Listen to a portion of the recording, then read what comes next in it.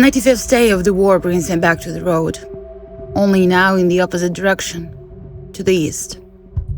Half a day earlier, I bought 2 tickets, booked an apartment, planned a short stay at France between the bus and the train, got a nail appointment at 10 p.m. because who knows when I'd be able to get my nails done next time.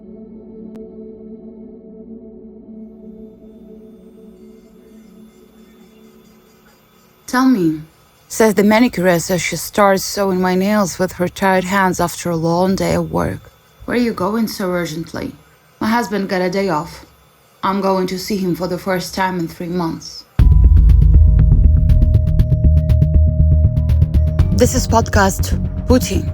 Take your pills. The conversations and memories firsthand. The story of how Ukraine fights against Russia for its freedom.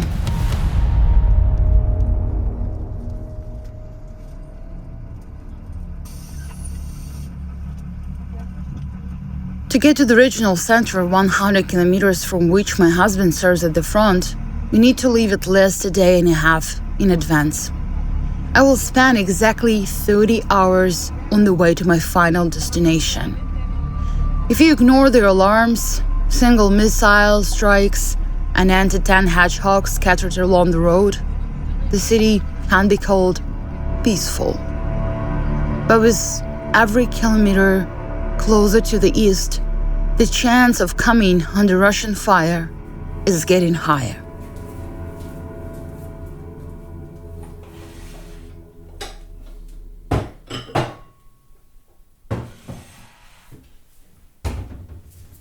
At 6 a.m. on the day of my departure, I pack my bag. Of course, there is always turned out to be more stuff than planned. Coffee, 2 eggs, sausages, and oatmeal for breakfast. Meanwhile, my mother, of course, does not miss a chance to start a fight, although she honestly held on until that day. This isn't a fight where you just fight off her words. These are desperate screams in the kitchen that wake up the whole family. She is scared. My husband is scared. I am scared.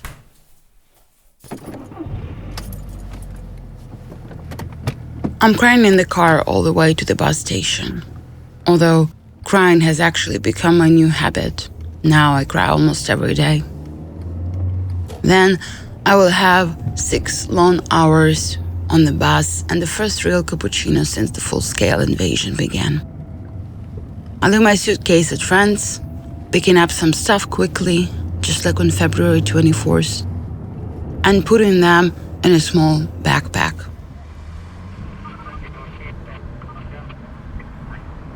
I leave for the train station 15 minutes before the departure, almost late. A taxi driver who got lost in residential areas of Lviv makes a joke that I will not make it. Classic taxi driver jokes that no one ever laughs at. But I actually made it to the train, with a bit of complaints from the conductor, of course. The train, which is getting closer to the war zone with every second, is completely packed with passengers. Some woman with black hair wants to help me make the bed. I have a top shelf. She asks her husband to help me, gives the brief instructions about our compartment, and tries to explain how everything works here, although no one actually asks her to. Such caring neighbors come across me on trains almost every time, from the age of 16, when I started traveling around the country myself. Although now, at 24, I don't look much older. My age is indicated only by the wrinkles that have appeared and deepened during this 3 months of war, and the wedding ring on my finger. I am even a few kilos thinner than my 16-year-old self. The exact weight with which I crossed the threshold of this coupe is 42.6 kilograms. I don't remember when was the last time I had this weight, but I remember very well what tantrums, worries, and anxieties made up my special diet for a healthy weight loss.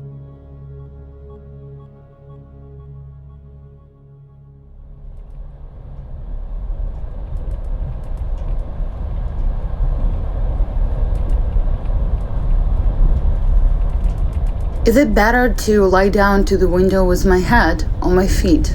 Because it feels like everything will just fall on me. This is what I ask my husband, who is now definitely better versed in the trajectories of fragments from explosions of Russian ammunition. With your feet, he says, and I do exactly like he told me. The night still doesn't go smoothly. I wake up all the time because of the railway noises and stupid dreams. But the most important is that none of them is about war.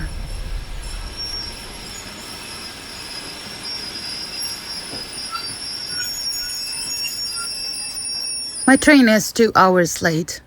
Its arrival at 12:29 is ideally synced with the start of the siren. However, only a few people in the city pay attention to them, says the taxi driver who's taking me to my husband. We meet when the sound of an air alarm is no longer heard, but the danger persists even without it. After 3 months in the army, my husband also lost weight. I can feel it when I hug him with relief. For the first time in all these long months.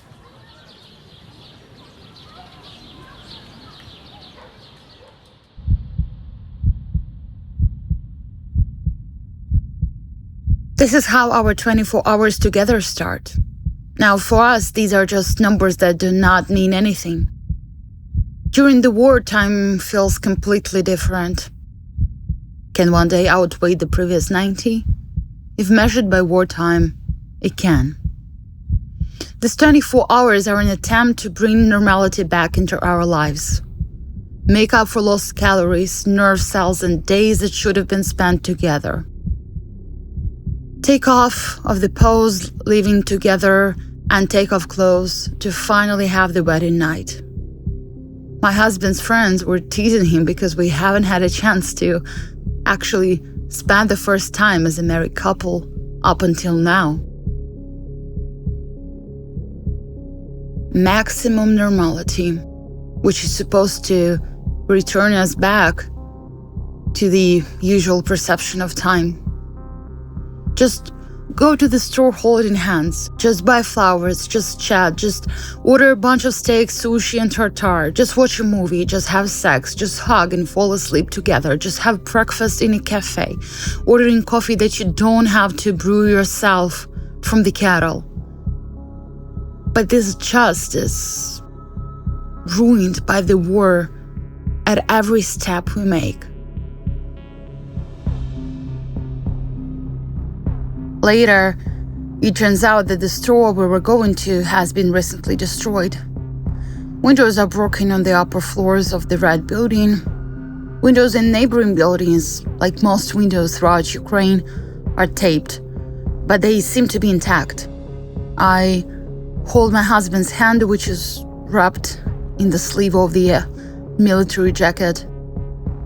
He's fully dressed in pixel, and in the shopping center we also buy him a headdress with the same pattern. I wish, however, that he would never, ever have to wear it again as soon as possible. Our conversations keep running back to war, although we resist. Our unspoken thoughts also running back to it. Because only 24 hours separate my husband from returning to the very center of this war. Those 24 hours passed as quickly as I expected, maybe even faster. As we return to the train station again, where I don't want to return to, I show my husband a sad grimace. He smiles, and I smile back. Although what this smile hides can hardly be called just sadness.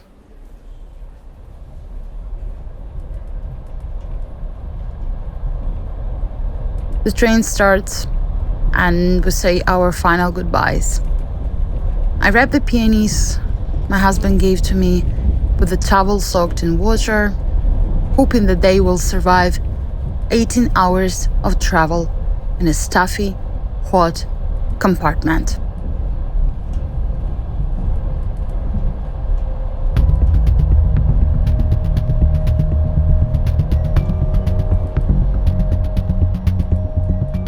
Share this podcast with your friends so that as many people as possible learn about the crimes of the Putin regime firsthand. We will also appreciate you supporting us on Patreon using a link in the podcast description. We will donate 50% of the funds to support humanitarian initiatives in Ukraine. The podcast is produced and written by Diana Kovalova. Voice and translation Darina Mizina. Sound designer Oleksiy Nezhakov.